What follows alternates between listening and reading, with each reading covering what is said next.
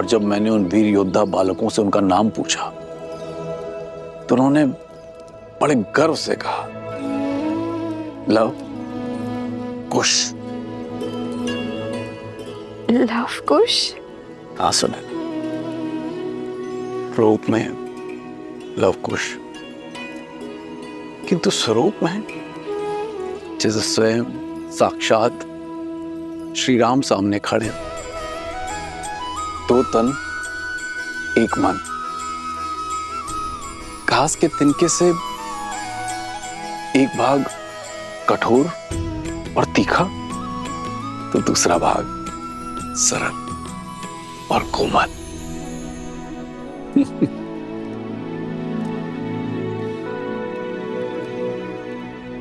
जानता हूं इस कथा को सुनकर तुम अत्यंत व्याकुल हो रही है, किंतु बताना भी आवश्यक है, क्योंकि उन वीर बालकों को देखकर मुझे अयोध्या के राजकुमारों का स्मरण आया।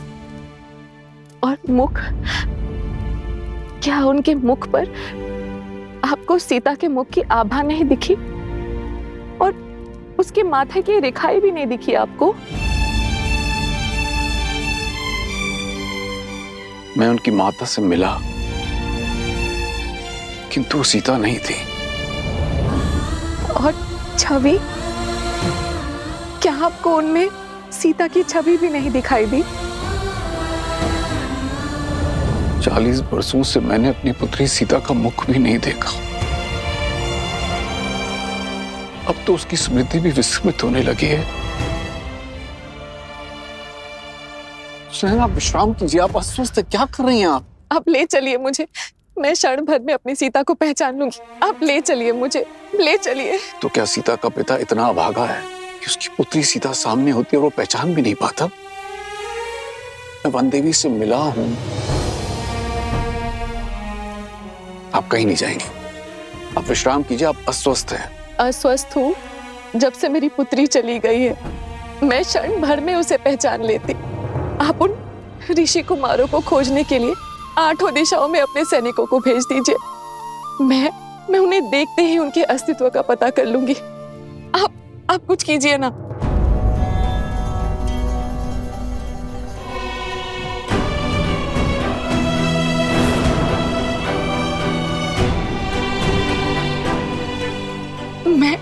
मैं खोजूंगी अपनी सीता को। हमें कहीं जाने की आवश्यकता नहीं पड़ेगी। मैं उन दोनों धनुर्धरों को यहाँ मिथिला लाने का प्रबंध करता हूँ।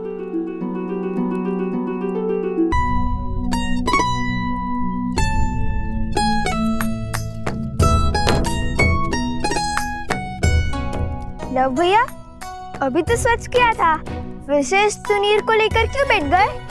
क्योंकि हमें इस तुनीर को ससम्मान मिथिला के महाराज जनक को लौटाना है।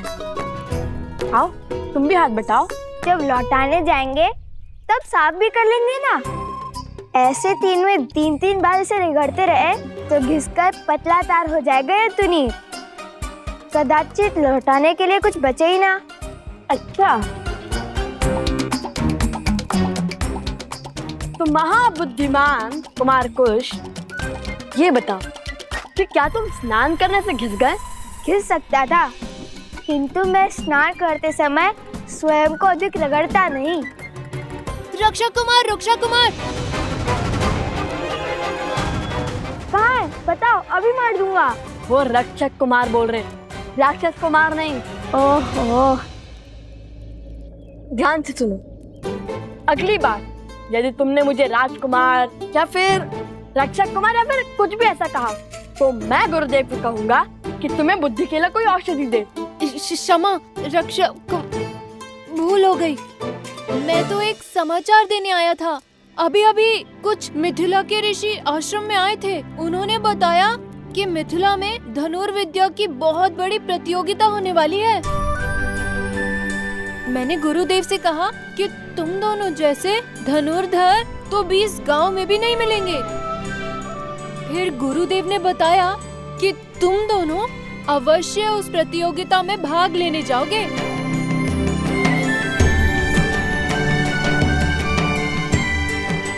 अब केवल भगवान वाल्मीकि की आज्ञा शेष है। लो, महाराज जनक को चुन्नी लौटाने का अवसर मिल गया। हम मिथिला जाएंगे भैया। अवश्य जाएंगे। तो रुक क्यों गए? चुन्नी स्वच्छ करते हैं, अन्यथा मिथिला नरेश कहेंगे कि भेंट को सम्मान से नहीं रख पाए हम। हाँ अवश्य।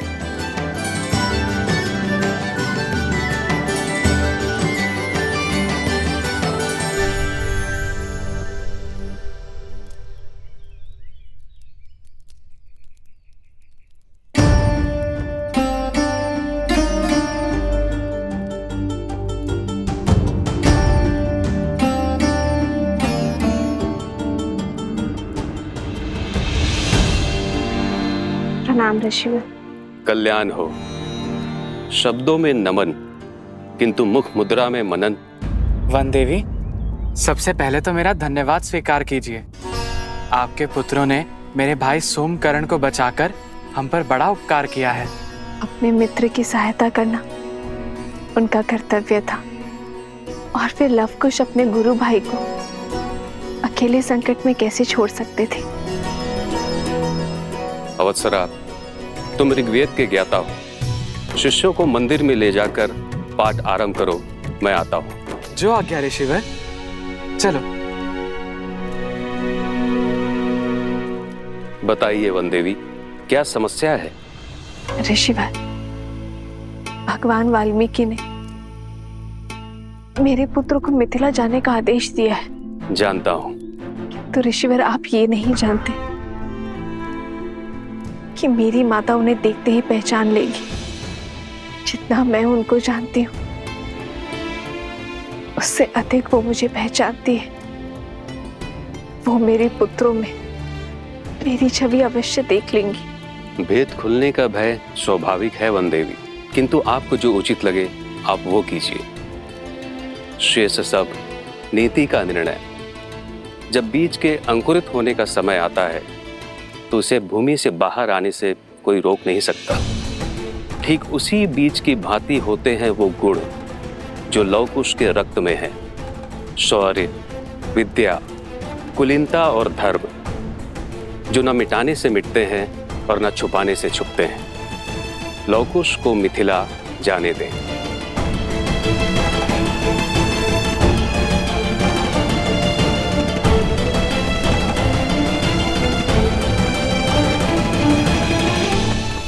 मिथिला स्वयं जाना आवश्यक है प्रभु। केवल निमंत्रण ही तो है, कोई भी जा सकता है। नहीं आर्यसुमन, मिथिला जाने का कारण केवल निमंत्रण नहीं है। मिथिला मेरी प्रतीक्षा कर रही है। सीता के साथ जो हुआ उस पर मिथिला ने कोई आपत्ति नहीं की। यदि अब यह जमाता निमंत्रण देने नहीं पहुंचेगा तो उनका मन विचलित हो सकता है, और फिर मिथिला में मेरी सीता की स्मृतियां बसी हैं। मिथिला की वो गलियां, वो आंगन, वो बाग, वो उपवन, वो सभा मैं पुनः देखना चाहता हूं आर्यसुमंत। जहां मेरी सीता पली बढ़ी, जहां मैं उससे मिला। वर्षों से मैंने मेरी सीता को नहीं देखा है। उनके माता पिता का आशीष लूंगा तो मेरे मन को थोड़ी ठंडक पहुंचेगी। प्रभु, मेरी भी प्रबल इच्छा है वहां पर जाने की। मेरी तो सदा से ही इच्छा थी उस पावन भूमि को देखने की, जिसने इस संसार को और मेरे प्रभु श्री राम को माता सीता दी। प्रभु, आपके आशीर्वाद से आज ये मेरा स्वप्न भी पूरा हो जाएगा। ये कोलाहल कैसा है? प्रभु, मैं देखता हूं।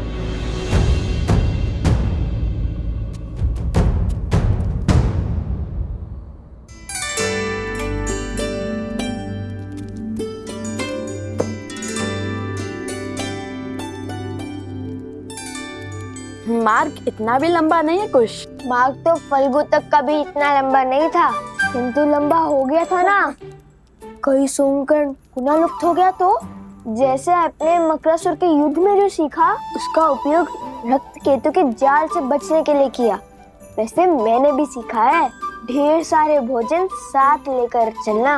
हे कुमार कुश, इस बार कहीं नहीं जाएगा सोमकरण, क्योंकि इस बार हमारे मार्ग में हमारे साथ उसके भाई और हमारे उपगुरु अवस्था भी साथ जा रहे हैं। और भला बड़े भाई के होते हुए छोटे भाई को कुछ हो सकता है क्या? तो ये भोजन छोड़ दो भैया। अरे नहीं नहीं नहीं, ये तो शस्त्रों से भी अधिक महत्वपूर्ण है, क्योंकि यदि तुम्हारा पेट भरा रहेगा तो भूख भुलाने के लिए तुम्हारी उटपटांग बातें और विचित्र कुतर्कों के बाल नहीं सहने पड़ेंगे हमें। पिछली बार तो गाँव उठाने की बात कर रहे थे, इस बार पूरा संसार ना उठा लेना तुम। भैया मुझे तो अब भी विश्वास नहीं हो रहा है कि हम देवी सीता की नगरी जा रहे हैं। वो उपवन, वहाँ के शिव मंदिर, वो दरबार जहाँ पे श्री राम ने धनुष बाण किया, सब साक्षात देखने को मिलेंगे, है ना भैया? अद्भुत। अवश्य।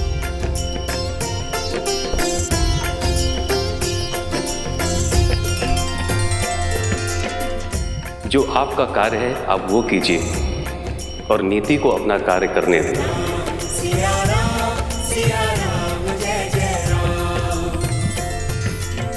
प्रणाम ब्राह्मण देव, कहिए क्या समस्या है? प्रभु ये लोग। महाराज की जय हो। मैं मत्स्य राज्य से आया हूँ आपके लिए मत्स्य राज की राजकुमारी का विवाह का प्रस्ताव लेकर। ये देखिए महाराज, उर्वशी और रंभा से भी अधिक सुंदर है हमारी राजकुमारी। महाराज त्रिशानु की ओर से छोटी सी भेंट।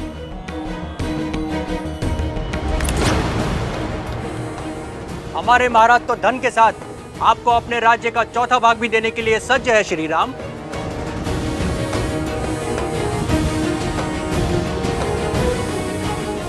आप सबका प्रस्ताव भले ही उचित हो, किंतु उसे देने का उपक्रम अनुचित भी है और अनीतिपूर्ण भी। विवाह कोई व्यवसाय नहीं है जिसका आधार केवल संपत्ति का लेन देन हो। ये मेरा आपसे अनुरोध है कि अपनी राजकुमारियों का अपमान ना करें। एक स्त्री को भोग्य बनाकर प्रस्तुत ना करें।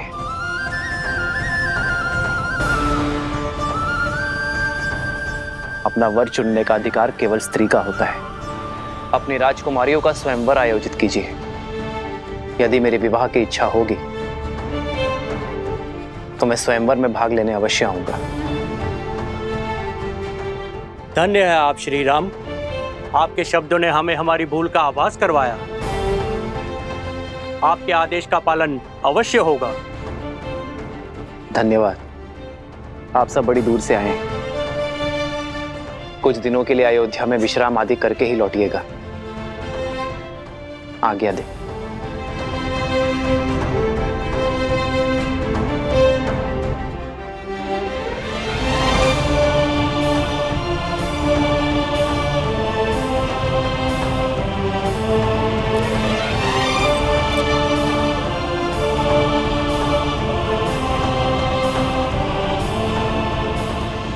इतना ही नहीं, मिथिला के गौरी मंदिर का उपवन स्वर्ग से भी सुंदर है। रंग बिरंगे पुष्प, सरोवर मंत्र मुग्ध कर देंगे तुम्हें। माता, ऐसा लगता है जैसे आप मिथिला और महारानी सीता के दर्शन कर चुकी हैं।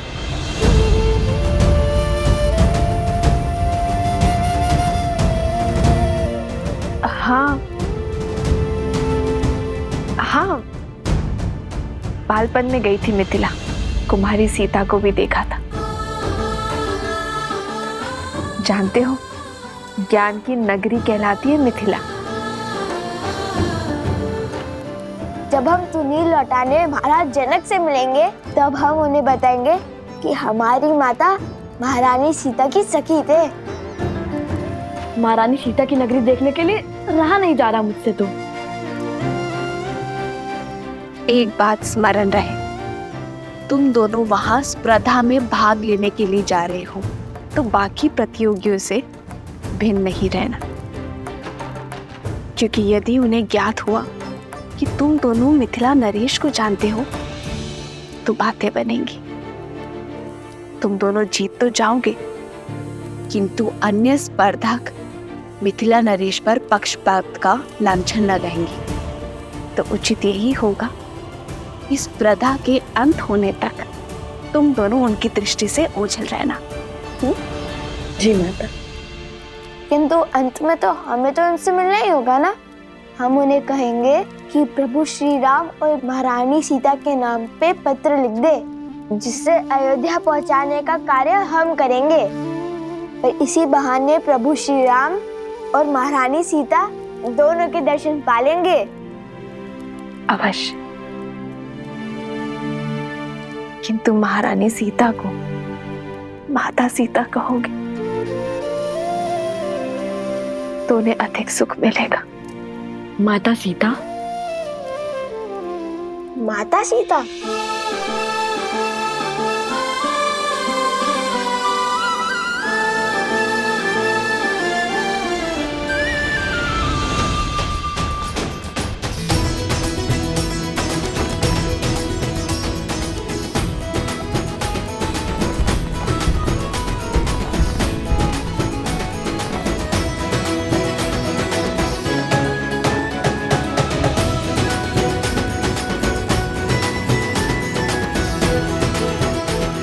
देखिए भैया, कितना भव्य आयोजन लगता है।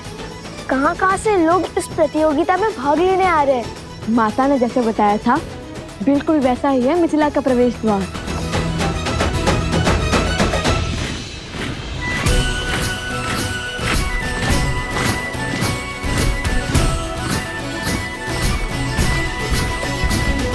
अयोध्या का ध्वज?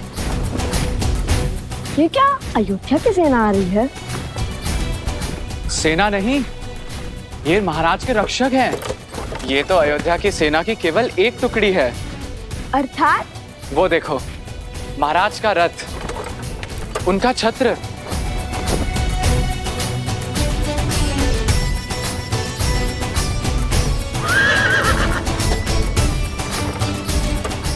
अद्भुत, ये तो श्री राम का रथ है। लगता है श्री राम के दर्शन यहीं हो जाएंगे। आनंद आ जाएगा। हम उन्हें बताएंगे कि हम उनके सबसे बड़े भक्त हैं। कहाँ है रथ?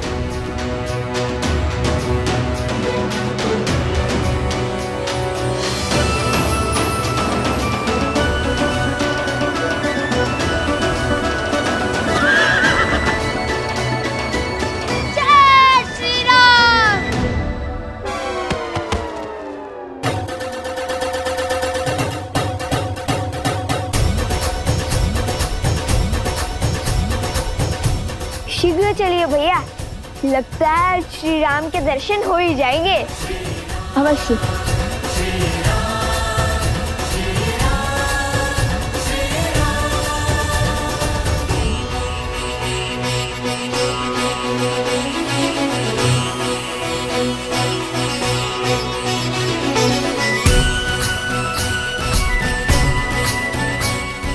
राजगुरु सतानंद जी, ये मैं क्या सुन रहा हूं?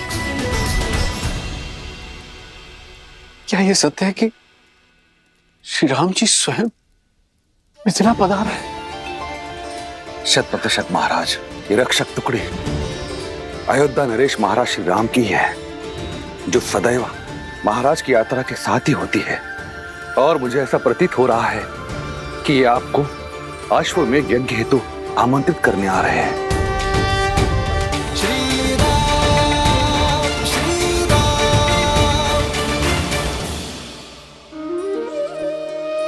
तब तो ये संकेत और समाचार दोनों अत्यंत शुभ हैं। कदाचित आज यहां वो होने जा रहा है जो कभी किसी ने नहीं सोचा होगा। भ्राता कुशाध्वज, अयोध्या नरेश के विशेष स्वागत का प्रबंध किया जाए और कोई ये ना भूले कि वो हमारे जमाता भी हैं। क्षमा महाराज, किंतु मिथिला की राजकुमारी आपकी पुत्री का त्याग करने वाले का कैसा स्वागत सत्कार।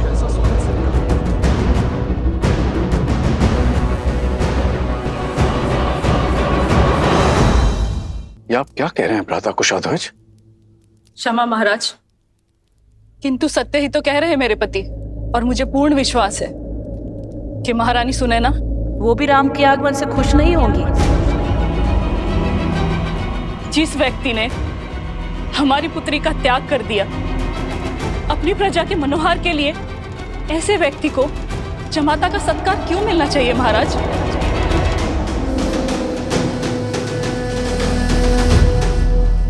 उचित कह रही हैं देवी चंद्रभागा। महाराज अयोध्यापति को किसी विशेष स्वागत का अधिकार नहीं है।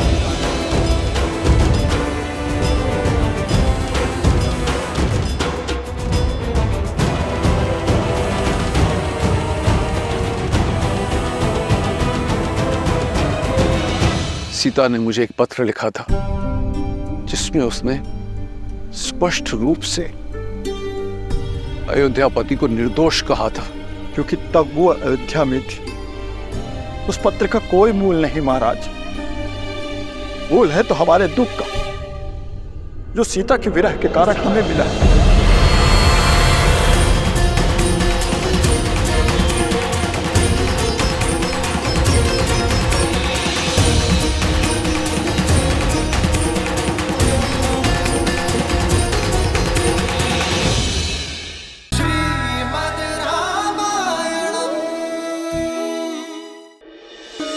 भ्राता कुशाध्वज, अयोध्या नरेश के विशेष स्वागत का प्रबंध किया जाए।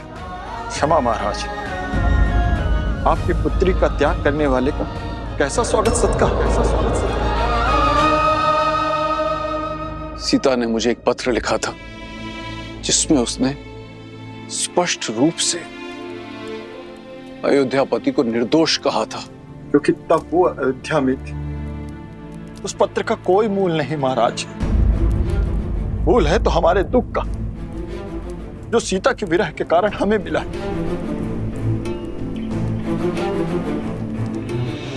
और आप सबको क्या लगता है कि उस विरह की चोट स्वयं राम ने नहीं सही होगी? कदाचित आप सब नहीं जानते, किंतु मैं अपने जमाता को, उनके धर्म को, उनके त्याग को भली भांति जानता हूं। राजा महाराजाओं की अनेक पत्नियां रखने की प्रथा है कौशलराज में, किंतु इतने वर्ष बीत जाने के पश्चात भी क्यों उन्होंने दूसरा विवाह नहीं किया? क्यों अयोध्या की महारानी का सिंहासन अभी तक रिक्त है? कभी आपने सोचा?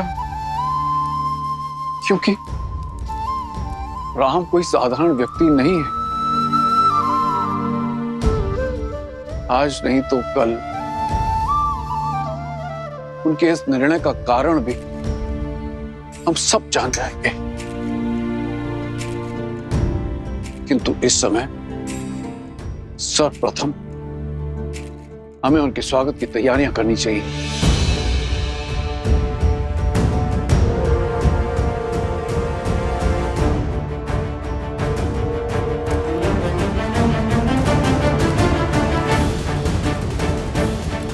ये हमारा आदेश है।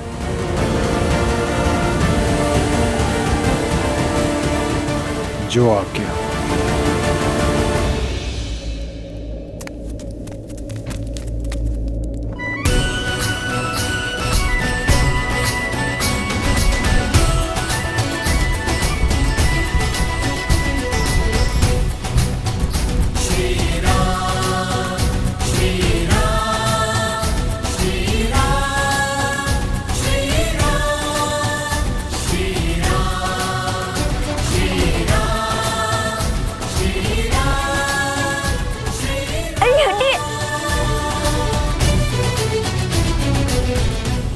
भैया, रथ में तो कोई नहीं है।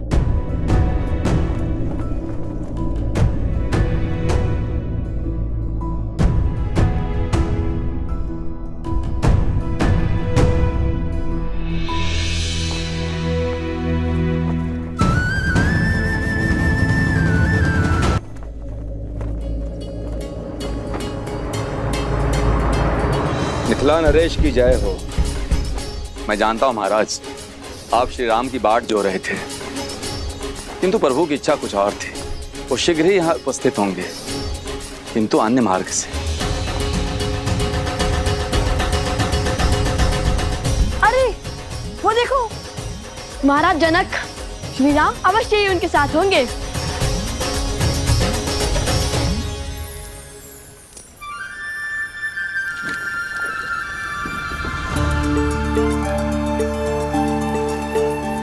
लगता है इस मार्ग से बीती कोई स्मृति जुड़ी है।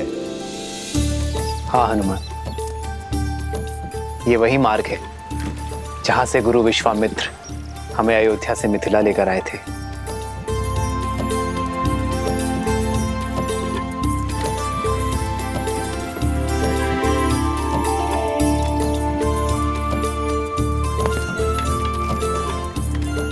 हनुमान, ये मिथिला का पिछला भाग है।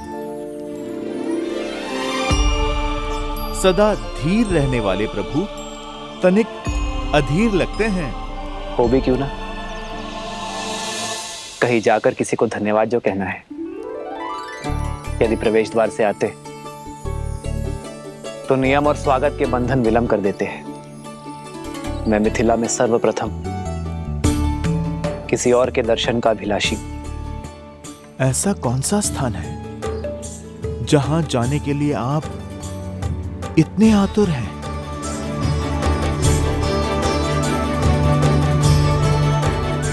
आओ हनुमान।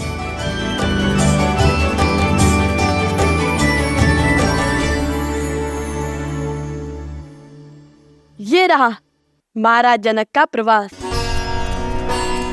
तुम्हें कैसे पता कि ये राजमहल है? किसी राजा के महल सा लगता तो नहीं। क्योंकि महाराज जनक महाराज से पहले एक ज्ञानी और एक पंडित हैं, और ज्ञान के पुजारी सामान्य जीवन जीते हैं। और हमारी माता ने भी महल का यही वर्णन दिया था।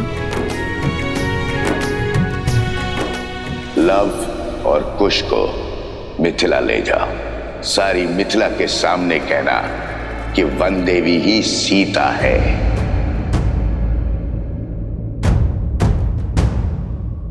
भैया, हम भीतर नहीं जा सकते। माता ने कहा था स्पर्धा से पहले महाराज से नहीं मिलना। अरे हाँ, स्पर्धा के बाद विजेता की भांति भेंट करेंगे हम महाराज जनक से।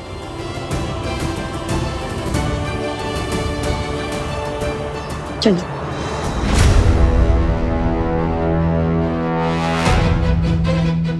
कौन हो तुम और हमें देखकर मुड़े क्यों? और ये महाराजा जनक का तुनीर तुम्हारे पास क्या कर रहा है?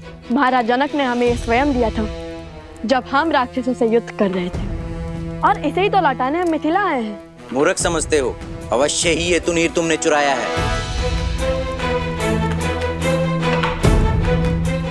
चलो महाराज के पास ले चलते हैं इन्हें। सावधान, वेशभूषा से कभी भी किसी का आकलन नहीं करते हैं। रावण ने भी श्री राम को एक वनवासी समझ के यही भूल की थी।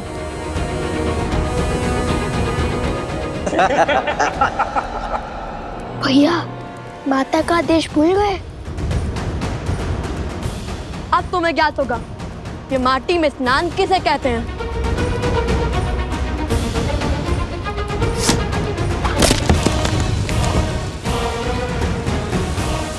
भागो भैया।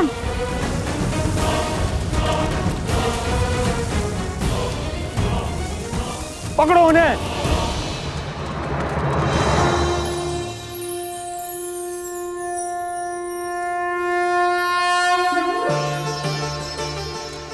माता, मैं आपसे कुछ मांगने नहीं, आपको धन्यवाद देने आया हूं। आपके इसी दिव्य मंदिर में, आप ही के छत्र छाया में मैं अपनी सीता से पहली बार मिला था। सीता को मेरे जीवन में लाने के लिए, उसे मेरी जीवन संगिनी बनाने के लिए धन्यवाद माता। सब सुख तो पा लिया मैंने, किंतु दुख केवल इस बात का है कि मेरी संतान आपके दर्शन से वंचित रह गई। किंतु मुझे पूरा विश्वास है कि शीघ्र ही वो भी आपके द्वार पर होंगे। तो ये है वो स्थान जहां आने के लिए प्रभु इतने व्याकुल थे। हनुमान, आओ निमंत्रण देने चलते हैं।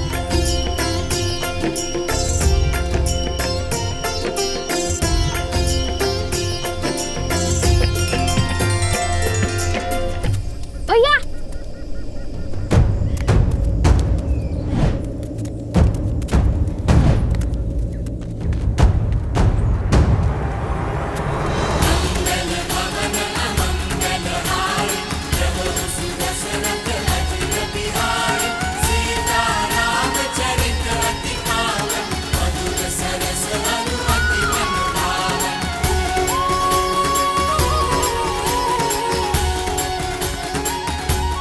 ये बालक कौन है हनुमान? होंगे मिथिला के बालक प्रभु। पर आप देखिए कितने तेज हैं। माता सीता की भूमि में जो है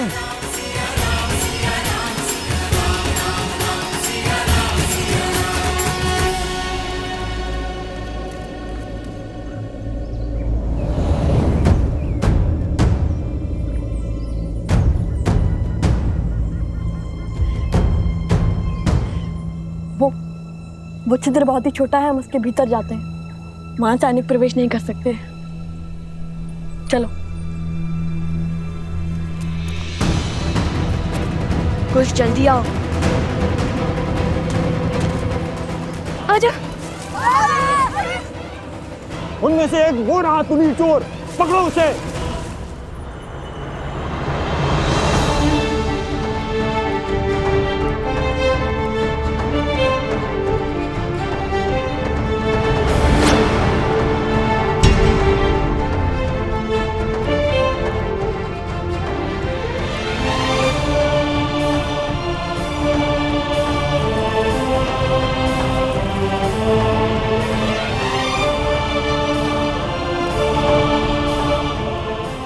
रहने दीजिए महाराज।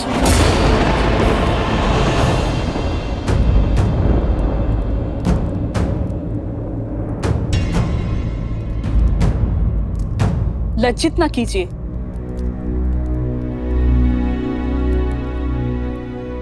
मेरी धर्म पत्नी की चाची श्री हैं आप, मेरी माता समान, और अपनी माता का सम्मान करना पुत्र का कर्तव्य होता है। वो कर्तव्य, वो धर्म मिथिला के जगमाता पुत्री सीता के पति का था।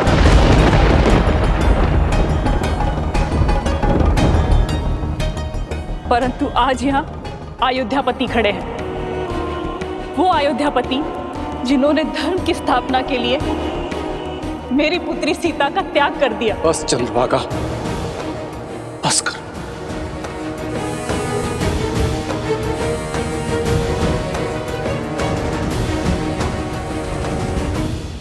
माता को मन की व्यथा कहने दीजिए महाराज। हृदय की पीड़ा को ना बताया तो वो घाव बन जाती है।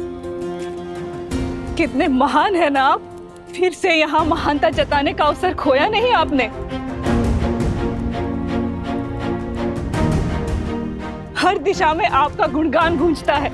हर कोई राम जैसा पुत्र और जमाता चाहता है, किंतु मेरा मन कहता है कि मिथिला की हर एक दीवार पर लिखवा दिया जाए कि अयोध्या में कोई अपनी पुत्री न ब्याहे।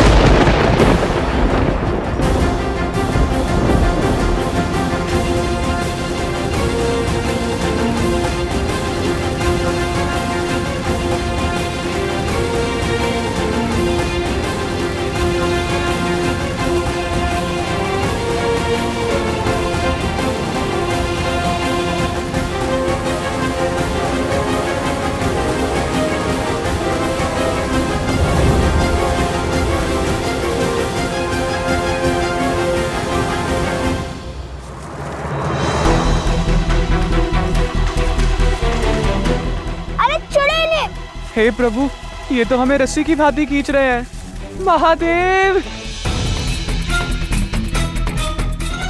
सत्यमेशाम कृणोति धर्मम यम आयु कृणोति। सत्यमेशाम कृणोति धर्मम्यमायु कृणोति। भैया माना आप वहाँ क्या है, किंतु समय और स्थिति देखकर तो श्लोक पढ़िए। सत्यमेषां कृणोति धर्मम्यमायु कृणोति। वैसे सहार क्या है? अर्थात जो सत्य के साथ खड़े होते हैं, सत्य होते हैं, उनके सभी कार्य शुभ होते हैं। उपगुरु स्वयं को संबल दे रहे हैं, समझे? उपगुरु ये श्लोक मत पढ़िए। जिस सैनिक ने आपको पकड़ा है उसका प्राण खींच लेगा ये मंत्र। कर्तव्य निभाते हुए सैनिकों की दंड देना। हम ऋषि कुमार हैं। इस श्लोक में बहुत शक्ति है। आंधियां उठने लगेंगी, प्रलय आने लगेगा।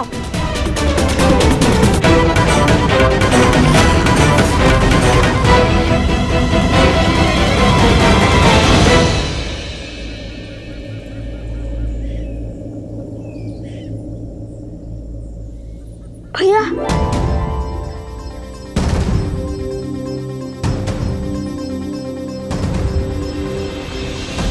क्या माता सुनैना भी इसीलिए नहीं आई स्वागत करने? वो भी मुझसे क्रोधित होंगी ना? वो अस्वस्थ हैं, चल फिर भी नहीं सकती। हाँ, हूं मैं आपसे क्रोधित श्री राम।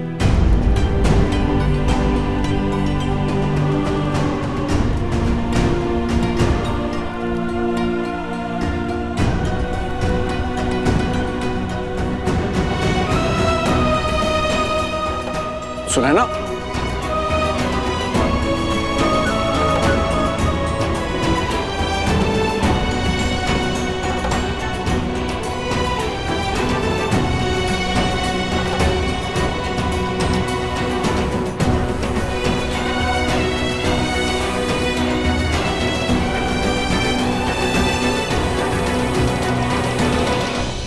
कन्या के विवाह के पश्चात केवल कन्या ही वर के घर की नहीं हो जाती, जमाता भी कन्या के माता पिता के पुत्र बन जाते हैं।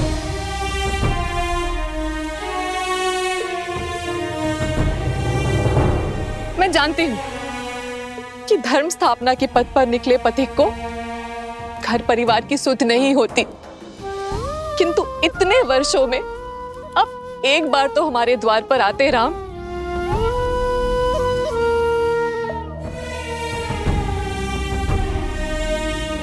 कैसे आता माँ?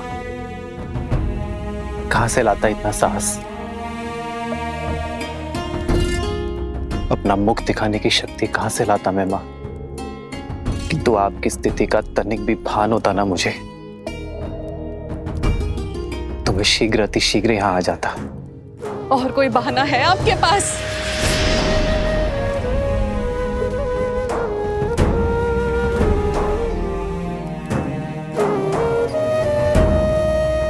सीता और आपके विवाह के क्षण मुझे लगा था कि महादेव ने स्वयं आपको भेजा है, किंतु आपने मेरी पुत्री को त्याग कर मुझे अत्यंत दुख दिया है राम। और ये कतई महादेव की इच्छा नहीं हो सकती। बस करो सुनैना, बस करो। आपके पास अब भी कोई उत्तर नहीं है ना?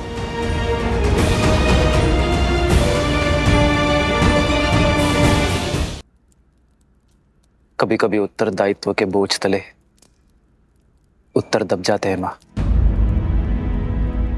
कुछ दाग ऐसे होते हैं जो सदियों तक नहीं मिट पाते।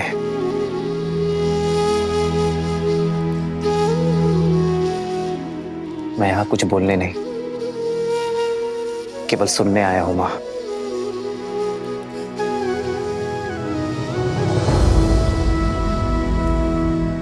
एक माँ के मन का भार उतारने आया हूं मैं माँ।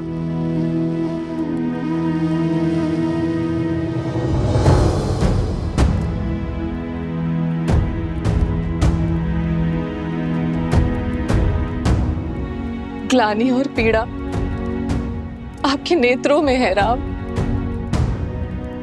अपने सर पर और कितना बोझ लेंगे आप?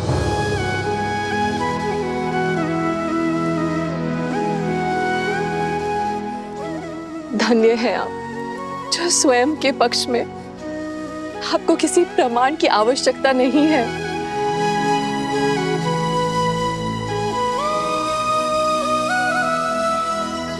जिन्होंने शबरी के झूठे बेर खाकर संसार को भक्ति और आदर का उदाहरण दिया, अहिल्या को उद्धार किया,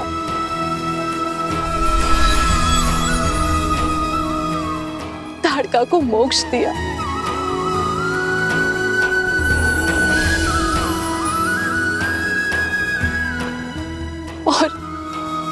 और मेरी पुत्री के लिए समस्त राक्षस जाति का संहार किया।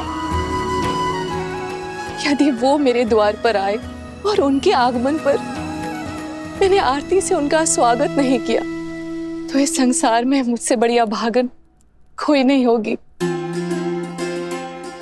मिथिला में आपका स्वागत है राम।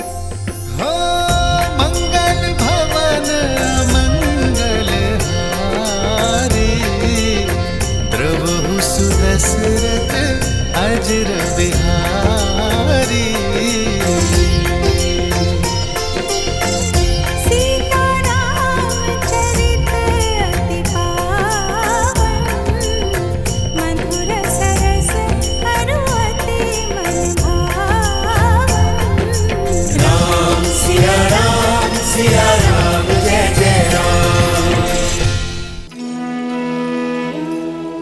ये तो वही स्थान है जहाँ देवी सीता, नहीं, माता सीता और प्रभु श्री राम मिले थे, वो भी पहली बार।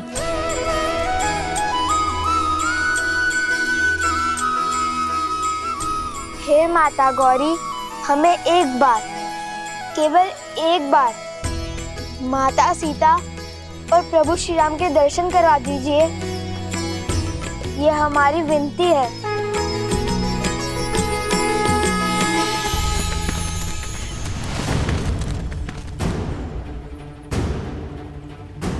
भैया, वो विनती करना भूल गया था।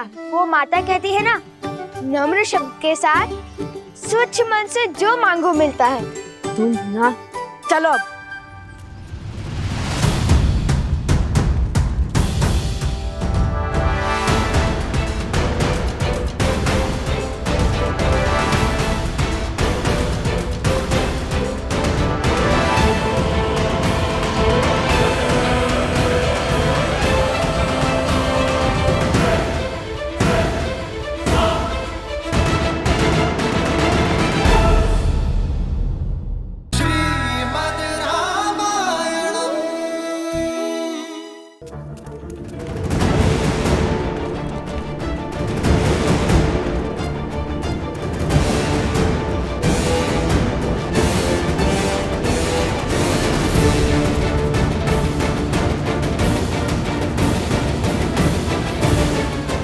सावधान, बाईं ओर।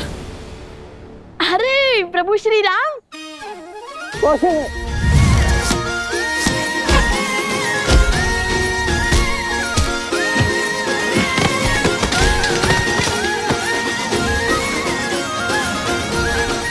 भागो भागो।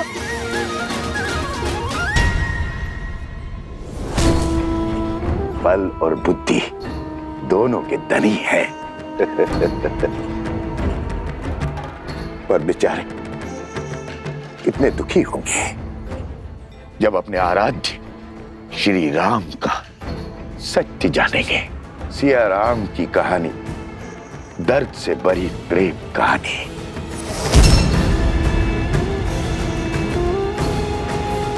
प्रेम कहानी।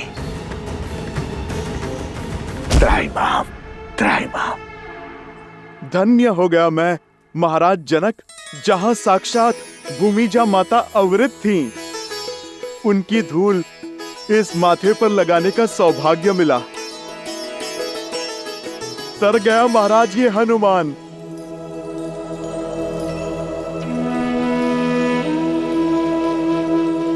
धन्यवाद तो मुझे आपका करना चाहिए।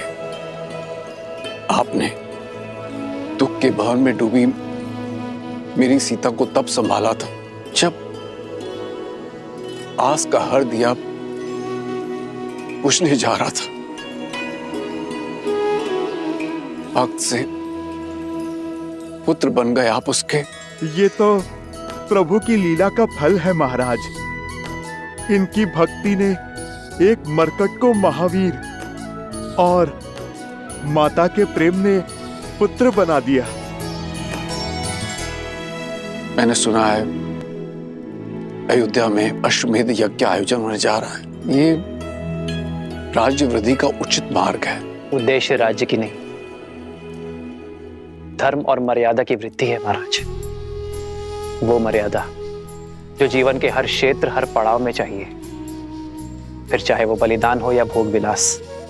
मर्यादा मनुष्य का अभिन्न अंग है, जीवन के संतुलन का आधार है। भविष्य के सुख के लिए आज संसार को धर्म और मर्यादा का पाठ पढ़ना होगा। जगत में जब तक धर्म और मर्यादा का प्रसार नहीं होगा, तब तक राक्षसी वृत्तियां बढ़ती रहेंगी। राक्षसों का बल मानव ही तो है। अश्वमेध यज्ञ से अयोध्या समस्त संसार में धर्म और मर्यादा का प्रसार करेगा, राक्षसी विचारधारा का अंत करेगा। महाराज की जय हो।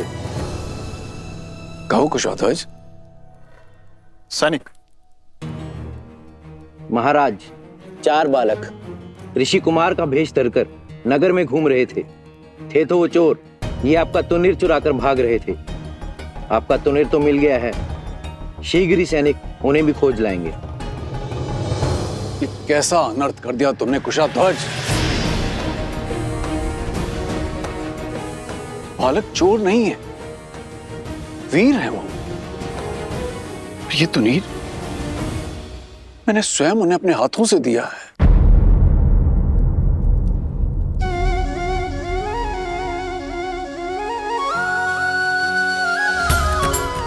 उन्हीं वीर बालकों की तो मैं यहां पर प्रतीक्षा कर रहा हूं, और आपने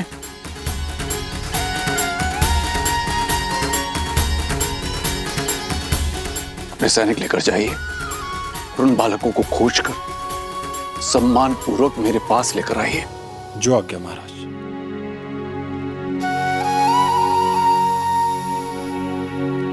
महाराज, आपने अपना दिव्य तुनीर उन बालकों को दे दिया। अवश्य ही अद्भुत होंगे वे।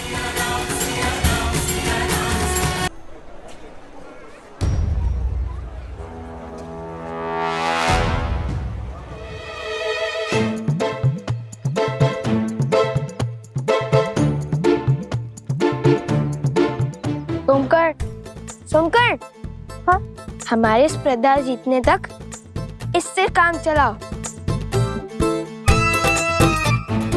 उसके बाद मिठाई क्या, प्रजा अपने विजेताओं को 56 भोग खिलाएगी। कुश, मुझे को सैनिक, शांत रहो। वे हमारे बारे में ही बात कर रहे होंगे। खोजो उन बच्चों को और ले चलो महाराज के पास।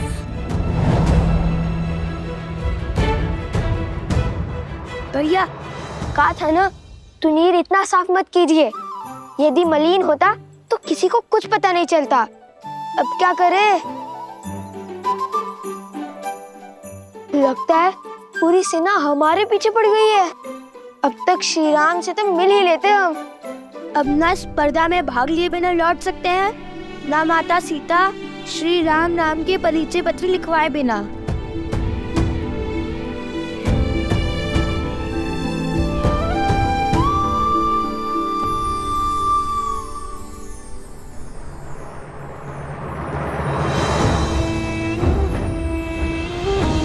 लकड़हारी, स्वर्ण है, हम वन में मिले थे। स्मरण है। आपका बैल और आपकी बैलगाड़ी दोनों ही आश्रम की सेवा में हैं। धन्य हो भगवान, धन्य हो। इसका अर्थ है कि मेरा दान सिद्ध हो गया। जी हाँ। क्षमा करना, मैंने आप लोगों की वार्तालाप सुन ली थी। सैनिकों से बचने के लिए और स्पर्धा में भाग लेने के लिए अपना बेस बदल लो। ये तो उचित विचार है, किंतु हम वेश कैसे बदले? हमें तो कोई माया भी नहीं आती।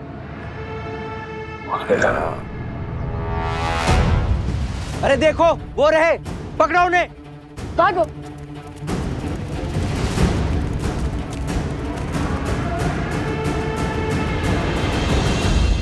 लवकुश, बड़ा ही मधुर नाम है।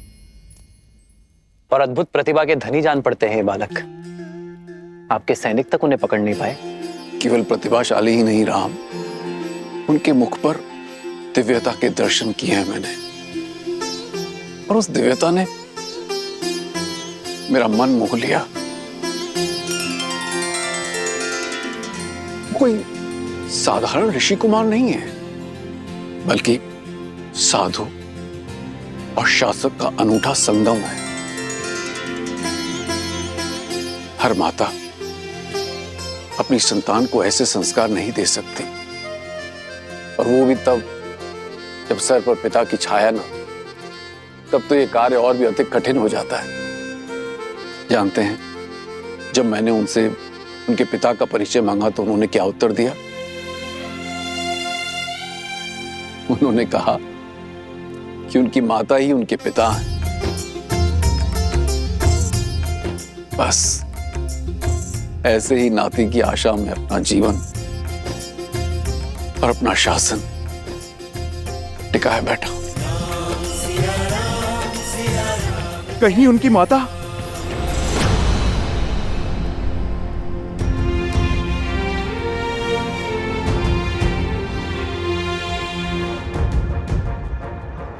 इतनी बड़ी स्पर्धा, इतने आगंतुकों का स्वागत, और ऊपर से ऋषि कुमार। नगर के कोने कोने में फैल जाओ, शीघ्र उन्हें पकड़ के महाराज के समक्ष प्रस्तुत करना है, समझे? वो देखो, वो रहे, पकड़ो इन्हें।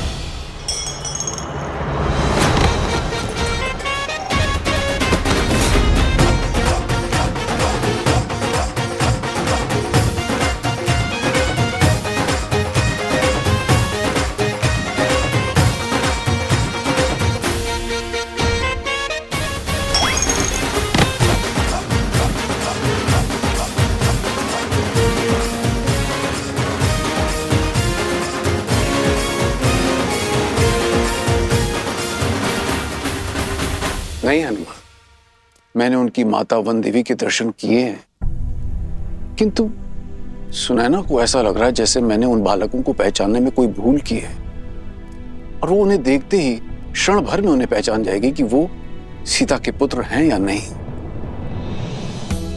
और इस स्पर्धा का आयोजन भी इसीलिए किया जा रहा है। मन भी विचित्र माया है। एक और कहता है कि सीता के विषय में कोई समाचार तक ना सुनो, तो दूसरी ओर जब किसी समाचार की आशा टूटती है तो मन भी टूट जाता है। महाराज, कृपया मेरे और सीता के तप को भंग मत कीजिए। इतने वर्षों से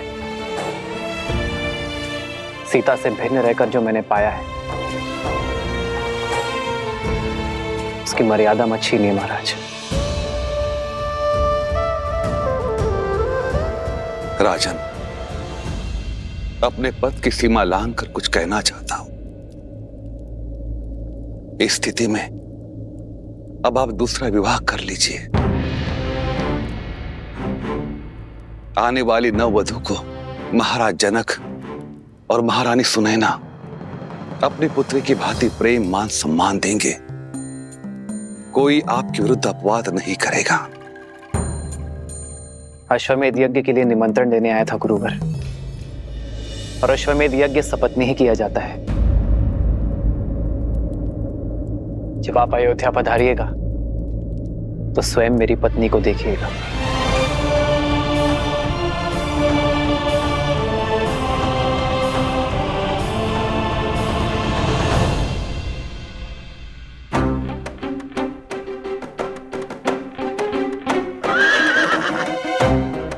कोश, हमें स्पर्धा में जाना है और तुम अश्व से बातें कर रहे हो। नहीं नहीं, अनुमति ले रहा हूँ। कैसे अनुमति?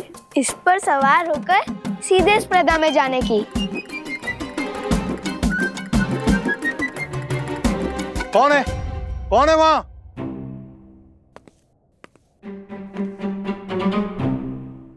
मेरा अश्व चुरा रहे हो? नहीं, अरे नहीं, चोरी नहीं कर रहे थे, अनुमति है। किसकी अनुमति? मैंने तो कोई अनुमति नहीं दी। हाँ हाँ, किसने दी अनुमति? इसकी। और वैसे भी अश्व पे सवारी करनी है तो अनुमति अश्व से ही लेंगे। ये कोई देगा अनुमति? मैं दूंगा अनुमति। तो दीजिए अनुमति। अच्छा, अश्व का चारा है अनुमति कि मांगी और दे दी? कोई चारा ही तो नहीं बचा, इसीलिए। ये देखो, बहुत सारा चारा है। वो चारा नहीं। कोई चारा नहीं। मेरा अश्व चुरा रहे हो और अनुमति मांग रहे हो। निर्लज्ज, चोर। अरे चोरी नहीं की, अनुमति है। अपना अश्व से पूछ लीजिए। मैंने मांगी थी अनुमति और उसने कर कर हाँ किया। अभी सिखाता हूं तुम्हें अश्व की भाषा। सोमवीर, डंडा लाओ, चोर है बाहर। अरे चोर, अरे सिपाहियों, पकड़ो चोर, आओ पकड़ो चोर, चोर, चोर।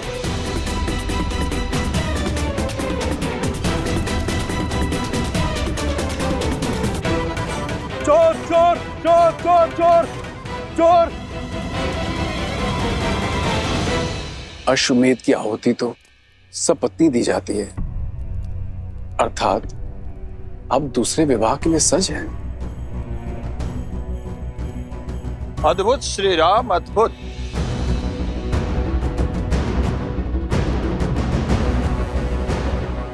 सपत्नी यज्ञ में बैठने के लिए, अपने कर्मों से संसार को तारने के लिए आपने दूसरे विवाह का निर्णय ले लिया।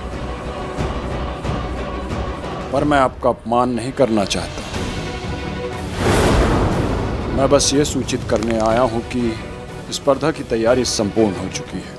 कल से स्पर्धा प्रारंभ कर सकते हैं।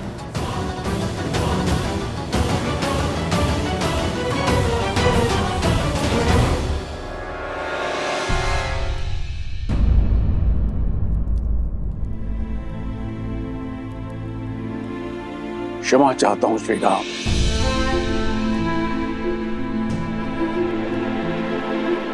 आप तो जानते ही हैं, छोटे भाई अपनी भावनाओं को नहीं संभाल पाते।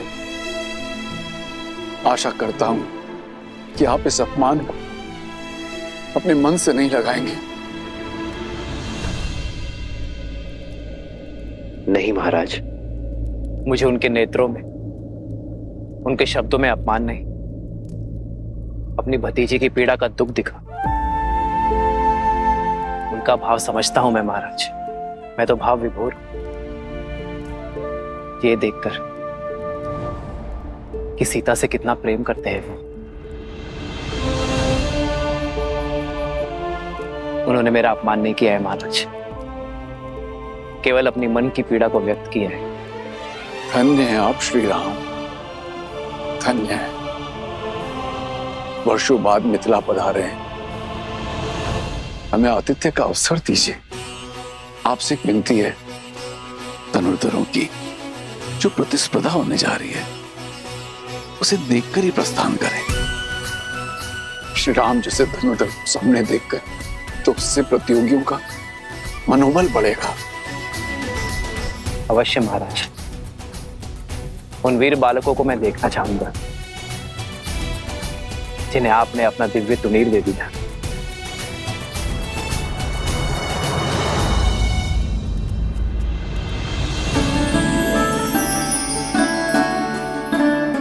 धन्यवाद।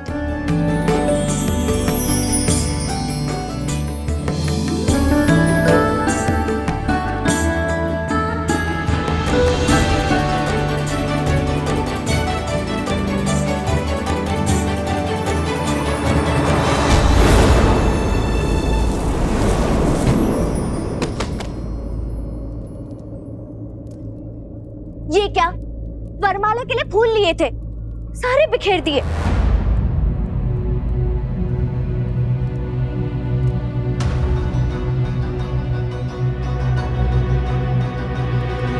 क्षमा करना देवी। क्षमा नहीं, दंड मिलेगा। आपका विवाह है?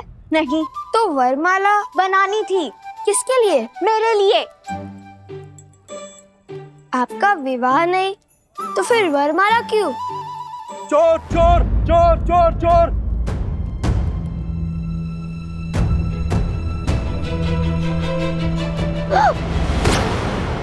तुम चोर हो? तुम चोर हो? आपको हम चोर लगते हैं? जो जैसे दिखता है वैसा होता नहीं है। जैसे आप मधु नहीं हो और वरमाला आपकी है वैसे। देखिए, हमें जाने दीजिए, हमें कार्य संपन्न करना है और उसी उद्देश्य से तो हम मिथिला आए थे। और ये सैनिक तो भ्रमित है। हमें जाने दीजिए। एक शर्त पर। हम आपकी सारी शर्त मानते हैं, छोड़ दीजिए। ये मेरी वरमाला, देखिए ये मेरा वचन है। संध्या तक आपके लिए वरमाला लाऊंगा और वर भी। छोड़ दीजिए। सुनो, कृपा कीजिए देवी। हम श्री राम के भक्त हैं। प्राण जाए पर वचन न जाए। अरे वो रहे चोर। अरे सिपाहियों पकड़ो। सैनिक को पकड़ो, भागे जा रहा है। बड़ी विचित्र बालक है, पर राम भक्त। तो ये चिंता है आपको, कहीं लवकुश का सामर्थ्य उन्हें उद्दंडी और अविचारी न बना दे। हाँ ऋषिवर, जब व्यक्ति शक्तिशाली हो जाता है तो अनुचित पग पड़ने की संभावना होती ही है, और लवकुश के सर पर राज्य के साथ साथ धर्म का भार भी आने को है।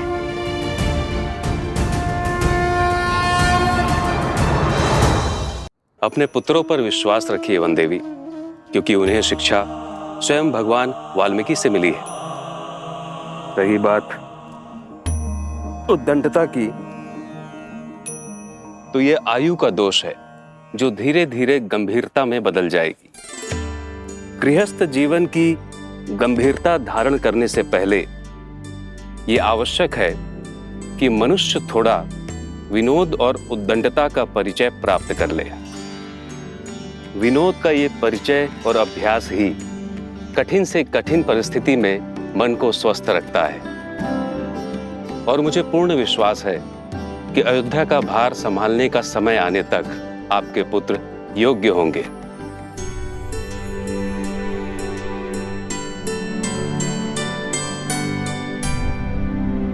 ऋषिवर, क्या भगवान वाल्मीकि लवकुश को अयोध्या लेकर जाएंगे?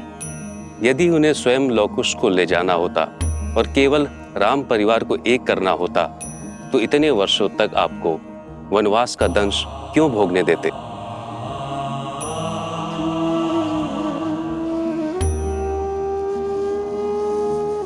अर्थात यहाँ प्रश्न केवल श्री राम के साथ भेंट का नहीं है, बल्कि समस्त अयोध्या के हृदय परिवर्तन का है।